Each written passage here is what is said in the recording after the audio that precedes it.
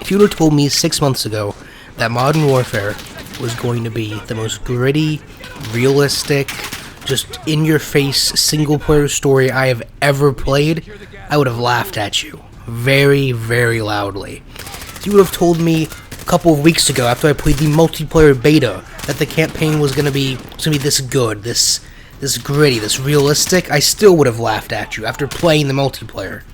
But holy shit, this campaign is the most, dare I say, realistic and dark thing I have ever played in a single-player video game.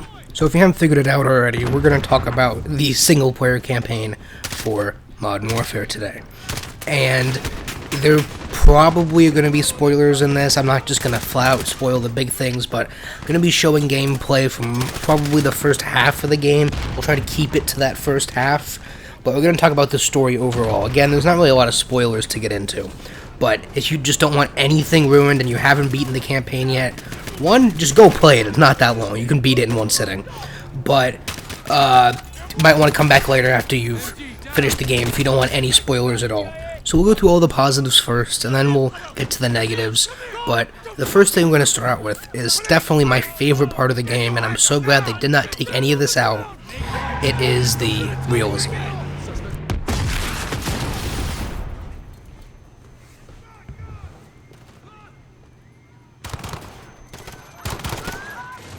By the way, let's just get this out of the way now. This is your trigger warning, if you haven't figured that out already.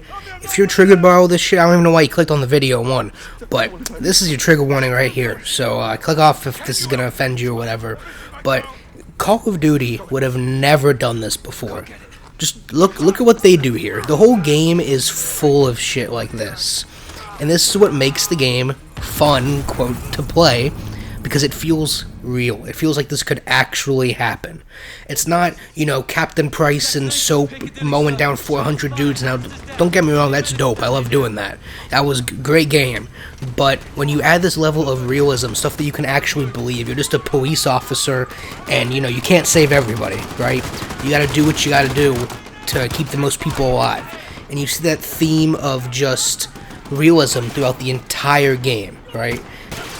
And, I mean, it doesn't restrict you like a lot of other games. In other games, you know, it still has that mechanic where if you shoot your friendlies, you automatically fail. But in a lot of other games, and all Call of Duty games, if you shot a civilian, if you shot somebody you were not supposed to shoot, you know, blur the screen, give you a quote, and you go back to the last checkpoint. That doesn't happen in this game. As you can see, when I'm trying to kill the attackers here, I shoot multiple civilians, probably 2 or 3 civilians, accidentally, obviously, but I shoot them. They even got suicide bombers, right? Like, this shit couldn't get more real and realistic, especially now, with all the shit we got going on recently. This game really kind of shows it all. It doesn't hold anything back, and I think that's really, really a good thing. Now, you know, I'm sure IGN's already got their article about Call of Duty made me cry, you know, but whatever. That's IGN. This isn't that.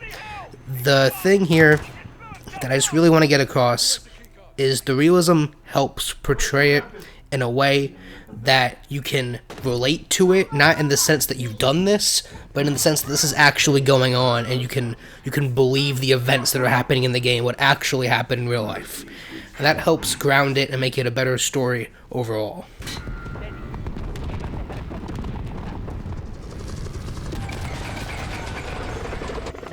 So next we'll talk about the set pieces / level design, and this is the other strongest part of this game, of the campaign at least, we'll say. I haven't touched anything else. This is what we're talking about now.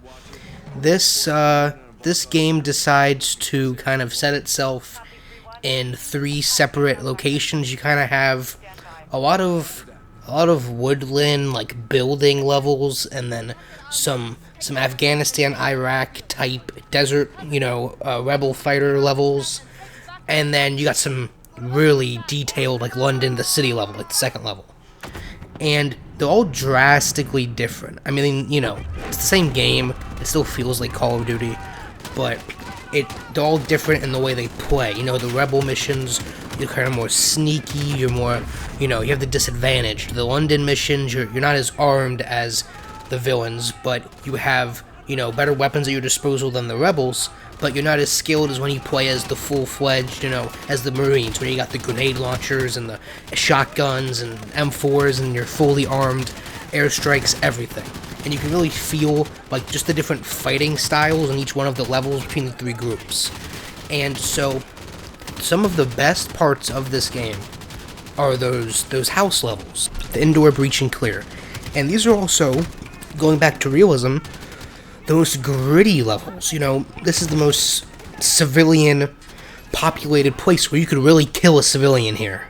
And these are the kind of levels that I know are going to get, you know, people like IGN talking about the game and where the game could take some shit. But let me just show you just a full run through. You've probably seen the trailer already if you haven't played it, but just a full run through of a level right here. This is probably the best level in the game, and there's multiple instances of this. It's not like you do it once, you're one and done. You do this at least 3 times because they know it's great. Let me just show you this real quick. We're working with an ultra-nationalist group. They'll handle operations in the east after the attack. Trust the wolf. You know I do. Drop him. Secure.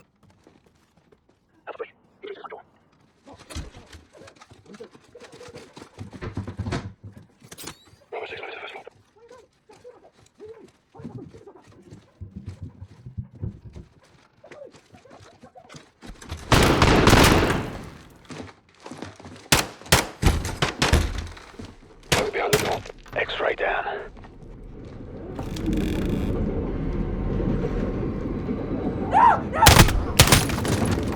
Two X-rays down. Copy. Make sure this floor's secure.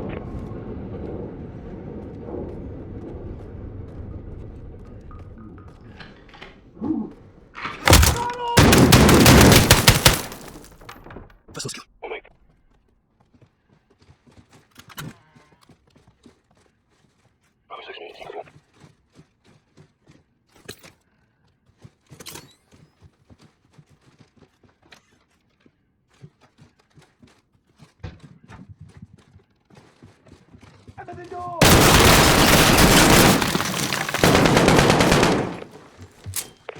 Won't get up here now, Hank.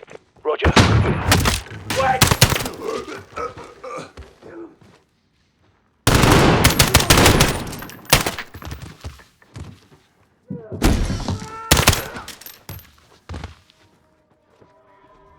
Let's go. Have you got? Promise to get that door.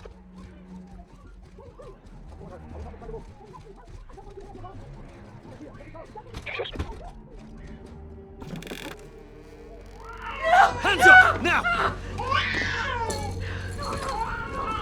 Don't move! Secure him. Suck that kid up.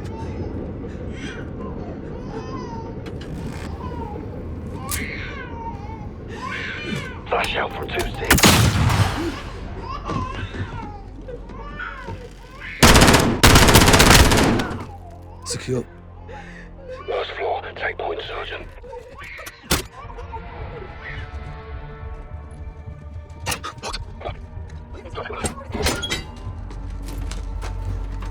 Down! Get down! Get down! Don't shoot! Don't shoot, please! They were going to kill me! move! They locked me in here! Drop him. Just stop! Clear. All teams, townhouse secure. Commence SSE. Oh, fucking hell. This game has so many moments like this, as well as other cool set pieces. It's not like these house pieces are the only good, you know, set designs that they have. They have this really well-designed level where you just hold a spot against enemies and it's dark and you can barely see. They keep getting closer and closer and they're hitting you from all sides. But what really makes the gameplay interesting is on almost every level, there's some kind of civilian interference to where you don't know if it's a civilian or not and you need to shoot them, or you accidentally can shoot a civilian if you're not careful, and that makes it super interesting to play, and again ties into that realism that we talked about earlier. But some of the negatives, I guess, of the level design, if we want to go that direction, so there are definitely some repeats of of some levels. I don't know if it's just intentional callbacks or if it's more they ran out of ideas, but like this should look familiar and this should look familiar and this next level should look familiar, but I'm not, bashing it for grabbing stuff from other games. It's not like it grabbed the trash levels from other games. It grabbed really strong levels, right? Especially this level, right? This is kind of the way I see it. It's copied after the chase scene in Modern Warfare 3, but it's really strong chase scene because they give you a Desert Eagle, right? So you're sprinting and moving fast, which you haven't done through this whole game, keep in mind. It's been slow paced the whole time. And they give you a weapon you can one-shot every enemy with, and it's strong.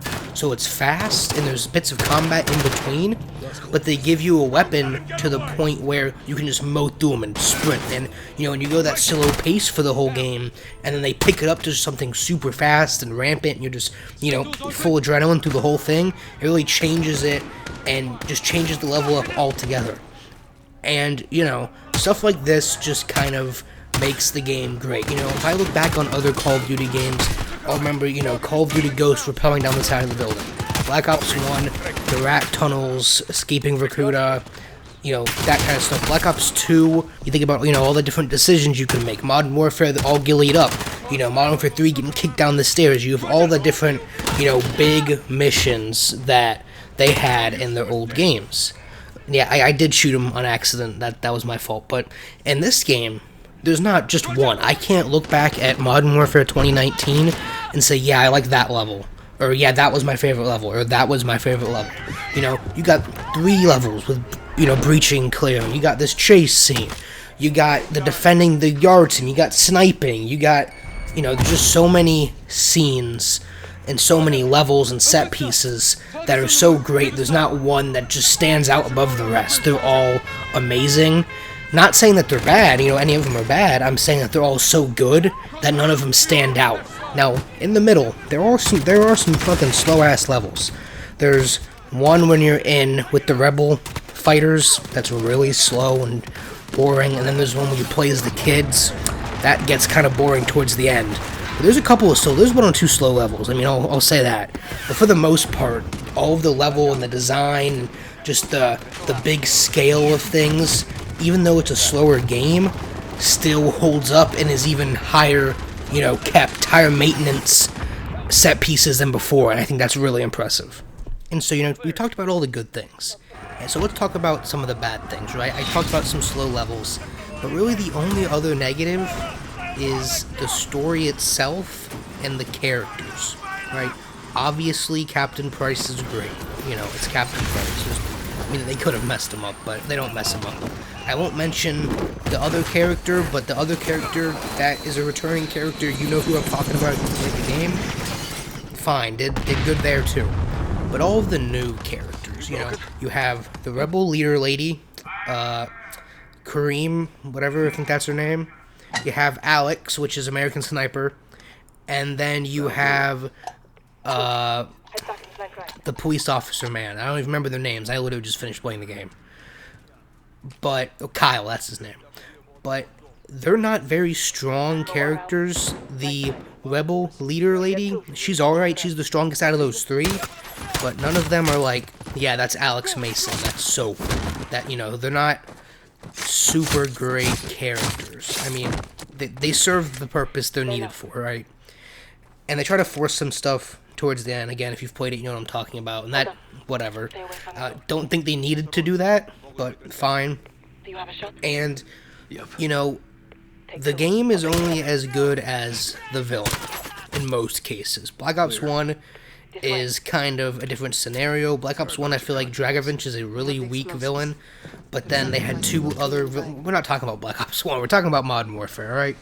And so my point is that the villain here isn't great. You kind of flip between 3 villains, and that would be fine in a long game. Something like Assassin's Creed Odyssey, where you got, months of gameplay to get through. You got time and time and time and time just to beat the entire game. But in a campaign that's 5 to 6 hours, depending on your difficulty, you can't be jumping 3 villains in that small-ass time. You know, you're only giving, really they have 4 villains, they have a mini villain too.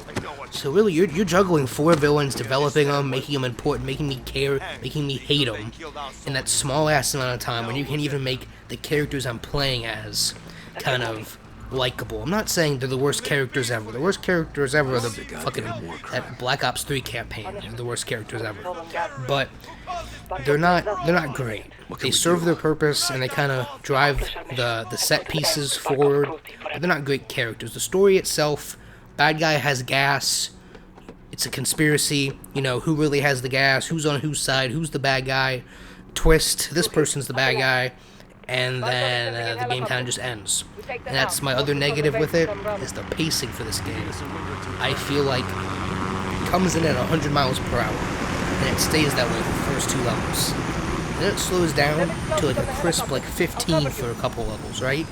Then it goes back up to like 100, and it stays at 100 for a couple more levels, probably like 5 levels, and then all of a sudden, it just goes into like 400, like it just jumps. Like, it's a steady pace, and then it kind of slows, and then steady. You know, the whole time I was playing, I'm like, alright, you know, this is the middle of the game. I was kind of waiting for something to happen. You know, like, you had these things that would lead up to events, you know. Oh, well, we get this guy. Okay, well, this will lead to the big event that causes the end battle. But I just felt like it dragged on to where something happened. I'm not saying the campaign was too long. It definitely was not too long. It could have been longer, even. But I feel like just there weren't enough meaningful events, I guess, that happened. Like, you obtain these small objectives, but in no way do you ever, you know, make a huge impact towards, like, oh, here's this big discovery. Kind of towards the end of the game, they just cram their whole story. It's like 10% of the story is in the beginning of the game, and the other 90% at the tail end of the game. Those are just my small complaints. Another super small, stupid complaint that is going to happen with every game, but I feel like it was really like noticeable in this game, is the characters themselves, especially Alex, the sniper. They all looked good in the cinematic cutscenes, right? But in like the in-game cutscenes where they'd show you your character in third person and zoom in and then you take control, I feel like he always looked like shit. Like, he always looked terrible. Like, I don't know what it was, if like his face texture wasn't well, or if it was his hair, but something, he just looked bad. As well as the wolf, one of the villains. He's the first villain, and his face in some parts of the game just looks really bad. Like, not in the cinematic sense, but in the gameplay sections. Like when you see him in the game cutscenes, or when you see him in the game itself, his face just doesn't look rendered in. Like, it looks like it's from a 2014 game. But, you know, that's just small stuff that you notice it for like a split second, and then that's it. Honestly, this is probably up there with my favorite campaign. I'm not going to say it's my favorite, because the story is not strong at all. I have not played the Spec Ops mode, because the story supposedly continues there, but who knows. I haven't touched that, so unless they like blow me out of the water there, this is not my favorite campaign. Alright, the realism is fantastic, the set design and the overall scale of things is great. They really suck you in with like the action set pieces, and then kind of, they know how to slow it down at first, but, you know, the game is great, right? The campaign, I've played the multiplayer, I played the beta, so unless somehow they made it worse, which I don't know how you could possibly do that, but unless they made it worse somehow for some reason, right, then multiplayer is great. The campaign is great, just with a couple of pacing, writing issues, just, you know, doesn't have enough meat to the story itself. I haven't played the Spec Ops mode, but the game itself is something else that we haven't seen in a long time. Think back to when the last Call of Duty campaign you played that you were actually satisfied with, okay? Now, I'm already in a small group of the community talking about the campaign. Like, only 10% of people who play these games care about the campaign, alright? Now, think about the last time you played a good one, right? We'll maybe call Advanced Warfare the last good one. If not, then Black Ops 2. So that was 6-7 years ago. And even compared to those games, this campaign is absolutely fantastic, with just a few problems. Now, I'll give my final rating here in a second, but we're going to go into some spoiler stuff for people who have finished the game. So if you haven't finished the game, this isn't really a big spoiler stuff. I mean, if you don't care that much, just watch it. But if you really care about it, then you can go ahead and click off. And so my rating for just the campaign, alright, the campaign without playing Spec Ops mode is a 7 out of 10. Alright, that's what I give this campaign. Now let's jump into that spoiler stuff. So as far as spoiler stuff goes, I'm talking about this cutscene right here at the very, very end. It's like the third or something cinematic cutscene we get after the credits. But my whole point is, I don't know if this was needed. You know, they set up the whole Kyle is the Gaz thing. I mean, that part was cool, right? But I feel like they could have done that in a different way. They set up Soap, they set up Ghost, and I'm pretty sure it was Al-Assad that they set up, all in this cutscene, right, for another Modern Warfare, or maybe it's in the Spec Ops mode. Haven't played it, alright, that'll be a whole separate video. But I feel like if this is setting up another game, like a Modern Warfare 2 in 3 years, if that's what they're doing here, they could have waited. They could have used this cinematic just as the trailer for the new game in 3 years.